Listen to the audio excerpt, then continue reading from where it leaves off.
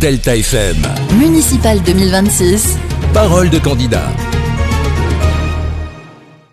Bonjour à tous, bienvenue dans ce nouveau numéro de Parole de candidat. C'est votre rendez-vous de la mi-journée juste après le journal de 12h30. À mes côtés, Rémi Foulon, rédacteur en chef de Delta. Bonjour Rémi. Bonjour Sylvia, bonjour tout le monde. Vous connaissez maintenant ce rendez-vous. Tous les jours, on reçoit les candidats au municipal. Et aujourd'hui, on part à Outreau, commune de plus de 13 000 habitants. C'est la deuxième commune du Boulonnais en termes de population. Oui, et le maire sortant, Sébastien Chauchois, qui a pris la suite de Thérèse Guilbert en 2018, élu en 2020, a décidé de briguer un nouveau mandat. Tout à fait Rémi, et notre invité d'aujourd'hui est l'un des anciens membres de la majorité actuelle, conseiller qui a démissionné en fin d'année dernière pour lancer sa propre liste. Bonjour Dimitri Quiquet. Bonjour à tous. Alors comme on le disait, vous étiez dans la majorité et aujourd'hui c'est contre Sébastien Chauchois, maire sortant, que vous présentez une liste qui s'appelle « Outreau, c'est vous ». Est-ce qu'on peut en premier lieu revenir sur les raisons du divorce ?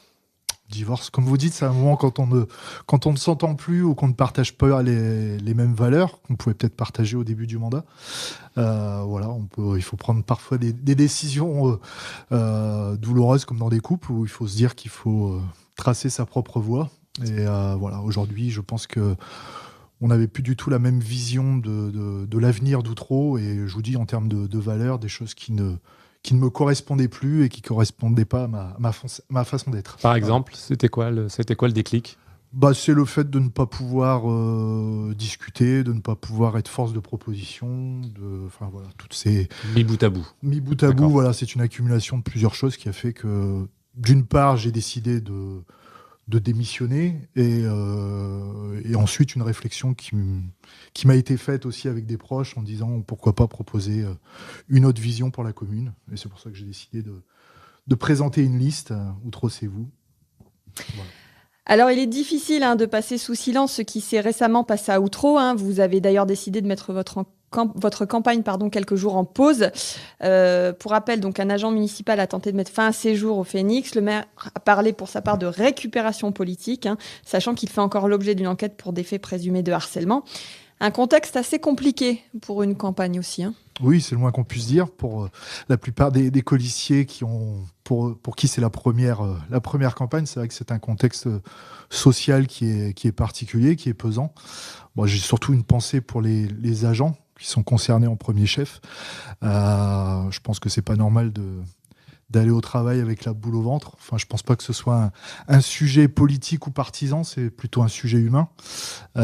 Personnellement, oui, j'ai fait le choix pour l'instant de ne pas rentrer dans les discussions qu'on peut voir sur les réseaux, etc. Parce que je pense que le message le plus important, c'est ce que les agents ont dit hier, leur ressenti, leur mal-être, leur souffrance. Je voulais pas que leur message soit dilué par ma présence ou par mes propos. Et voilà. C'est une ambiance que vous perceviez quand vous étiez conseiller de la majorité ? Comme j'ai pu le lire chez vos confrères de La Voix du Nord, notamment aujourd'hui, c'est des faits qui remontent à 2024. En début de mandat, je ne pense pas que le climat était aussi tendu, que ce soit entre élus ou avec les agents. Mais je pense que c'est une situation qui s'est dégradée au fil du temps. Et voilà, ce qui explique beaucoup de choses, notamment dans ma décision. On va parler projet, on va parler programme, on va commencer par le thème de la sécurité. Depuis 2021, on a une délinquance en hausse dans votre commune. Est-ce que vous avez des propositions pour un peu plus sécuriser les quartiers ? Alors, comme on l'a indiqué dans notre programme, effectivement, on parle d'une norme, entre guillemets, qui est d'avoir un policier municipal pour 1000 habitants. Donc, comme vous l'avez rappelé tout à l'heure, on est une ville de 13 000 habitants. Aujourd'hui, il y a 4 policiers municipaux, donc ce qui est assez faible. Donc, nous, on propose de remonter significativement le nombre de... À combien ? Déjà, au moins d'en avoir 2 de plus, même si ça peut paraître encore insuffisant, mais il faudra faire aussi en fonction des finances de la commune et des possibilités de recrutement. Mais en tout cas, pour pouvoir aussi proposer des horaires plus élargis en termes de patrouille, puisqu'aujourd'hui, après 17h, la police municipale n'a plus de fonction, on va dire. Revenir aussi peut-être sur des fonctions aussi de médiation qui n'existent pas beaucoup sur la commune. Recréer un lien, en tout cas, entre la population et sa police, un peu plus de dialogue et aussi plus de coopération avec les polices municipales limitrophes, puisque, comme vous le savez, la police municipale est liée à son propre territoire. Et je pense qu'il y a des choses à faire en termes de coopération. Après, il y a une arlésienne qui revient souvent, c'est une police, on va dire, mutualisée au niveau de l'interco, au niveau de la CAB. Même il y a 6 ans, je crois que Frédéric Cuvillier en parlait. Bon, on a tous des spécificités différentes sur les communes. Certains dépendent de la gendarmerie, d'autres on ferait le choix d'une garde urbaine, des polices municipales, mais je pense qu'il faut tendre quand même à avoir plus de coopération, au moins au niveau communautaire. Alors, on va parler logement maintenant. Alors, est-ce qu'on va voir ces 300 logements près de l'aérodrome à Alprec émerger un beau jour? Est-ce que vous êtes favorable à ce projet? Alors, comme j'ai pu rencontrer le collectif il y a peu de temps, clairement, on ne souhaite pas que ce projet, en tout cas dans sa forme initiale, soit mis en place. On pense surtout qu'il faut préserver les activités associatives et entrepreneuriales qui sont déjà présentes dans ce secteur.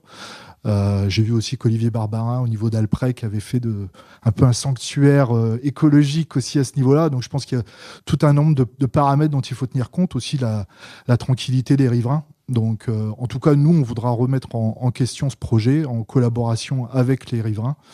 Donc, on pense que 312 logements... Quand même un projet revu, pas de projet, c'est... Un projet qui va être revu, ça c'est sûr. Après, il y a des obligations au niveau de l'ANRU de reconstituer, on va dire, le parc immobilier. Donc, il y aura de toute façon des choses qui seront, entre guillemets, obligatoires. Après, il y aura aussi la rentabilité du projet au niveau de la CAB.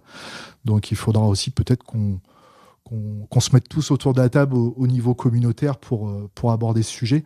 Sachant qu'il y a d'autres communes aussi de la CAB qui sont demandeurs de logements, à qui on a pu refuser des projets. Donc je pense qu'il y a une réflexion globale à réétudier sur le prochain mandat. Sur quoi mettez-vous la priorité pour le prochain mandat? Qu'est-ce qui vous paraît prioritaire pour les habitants d'Outreau?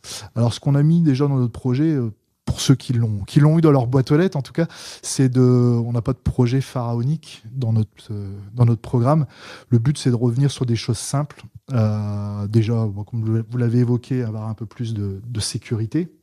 Donc, au-delà de la police municipale, mais avoir aussi un éclairage public qui permette aussi de se sentir en sécurité la nuit. Des passages piétons protégés. On souhaite aussi mettre davantage d'animation dans la ville, être beaucoup plus dynamique à ce niveau-là. Une ville plus propre également. Et beaucoup des éléments qu'on a mis en avant dans notre programme sont des choses même qui ne coûtent rien. C'est surtout remettre de l'humain, remettre de la proximité avec les habitants. Et voilà, c'est en tout cas autour de ça qu'on souhaite bâtir notre projet d'avenir pour Outreau. Proximité avec les habitants, justement, il y en a pendant la campagne. Comment vous êtes reçus? Comment vous êtes perçus sur le terrain? Les gens comprennent?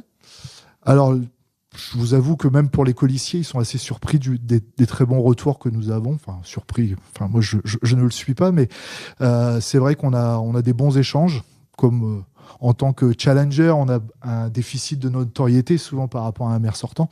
Donc, c'est vrai que nous, on fait beaucoup de porte-à-porte. On a des très bons moments d'échange avec les habitants. Et ce souci de proximité est quand même souvent mis en avant. Le fait d'avoir du mal à prendre des rendez-vous, à pas avoir de retour à des courriers, enfin voilà, des quartiers qui se sentent oubliés. Donc on a besoin de retrouver cette proximité. C'est en tout cas ce que les habitants mettent en avant. Merci. C'était la dernière question. Merci d'avoir participé à cette émission. Merci à vous.